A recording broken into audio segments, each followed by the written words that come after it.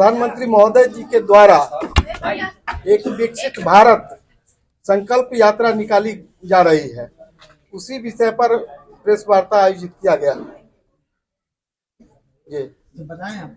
तो एक विकसित भारत की जो संकल्पना ली गई है, अभी तक अपना देश का जो परंपरा रहा है, दुनिया में सबसे ज्यादा खेती योग्य भूमि अपने पास है, उसके बाद भी अपना देश गरीबी में जूझ रहा था। जब से नरेंद्र भाई मोदी जी देश का नेतृत्व संभाल रहे हैं, एक संरचना बनी, सभी सरकारों के द्वारा जो आह्वान किया गया था गरीबी हटाओ गरीबी हटाओ, लेकिन सफलता नहीं मिल पाती थी। जब से नरेंद्र भाई मोदी जी प्रधानमंत्री बने, उन्होंने गरीबी होने का कारण ढूंढा, तो छन करके 14 कारण जो है गरीबी होने का दिखाई पड़ी। उस कारण पर प्रहार किया गया। जो गरीबी होने का जो कारण है, 14 कारण, उसको समाप्त किया जाएगा। तो सबसे पहला जो है जीवन जीने का अधिकार लाया गया। जीवन जीने के अधिकार के तहत प्रत्येक नागरिक को जो है भोजन मुहैया कराना सुनिश्चित किया गया। आप देखे होंगे, जो आपदा के समय में भी इतनी बड़ी आबादी, आज हम विश्व की सबसे बड़ी आबादी वाला देश है, फिर भी कोई भी व्यक्ति भूख से तड़पते हुए नहीं पाए जाते हैं, यह उनकी गारंटी है। इसी तरह बीमारी से हम लोग पीड़ित रहते थे। स्वच्छता के दिशा में आगे बढ़ने की बात आई तो हर घर नल से जल देने की बात आई। हर घर जो नल से जल देने की बात जब आई, तब जाकर के जो है इस देश में हैजा, कलरा, डायरिया, इस तरह की बीमारी प्राय हुआ करता था। आप जानते होंगे, प्लेग के कारण गांव के गांव लोग जो है जीवन को त्याग देते थे, काल कल्पित हो जाते थे। लेकिन कोरोना के पीरियड में भी उनके कुशल नेतृत्व के कारण ऐसा कहीं किसी तरह की आपदा नहीं दिखाई पड़ी, और स्वच्छ जल होने के कारण जो है कलरा, हैजा, डायरिया स्वतः समाप्त हो गया।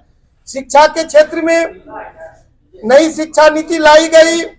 कल तक जब हम औपनिवेशिक दास्ता को छोड़े तो प्रत्येक नागरिक को शिक्षित बनाने की बात आई थी।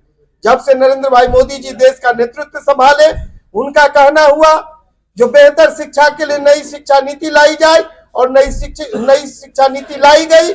उसके कारण प्रत्येक नागरिक को उनकी कुशलता के लिए शिक्षित बनाने की बात आई, और उस दिशा में हम अग्रसर हो रहे हैं, आगे बढ़ रहे हैं, और प्रत्येक नागरिक को मूल्य आधारित शिक्षा देने का काम किया जा रहा है।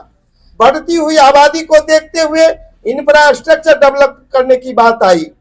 जो हमारी आबादी जिस हिसाब से बढ़ रही है, तेजी से बढ़ रही है, आने वाले समय में 2047 तक उनके लिए क्या क्या चाहिए, तो विगत प्रधानमंत्री आवास के माध्यम से हर स्तर को छत देने की बात आई। करोड़ों मकान बनाया गया।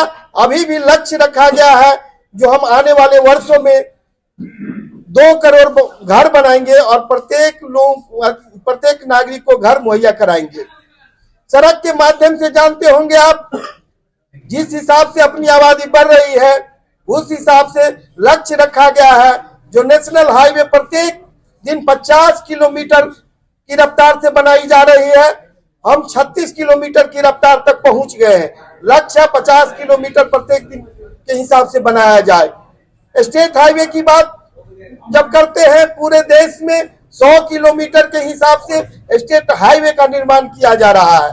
उसी तरह ग्रामीण सड़कों की जब बात हम करते हैं तो 1000 किलोमीटर प्रत्येक दिन के हिसाब से पूरे देश में सड़क बनाई जा रही है।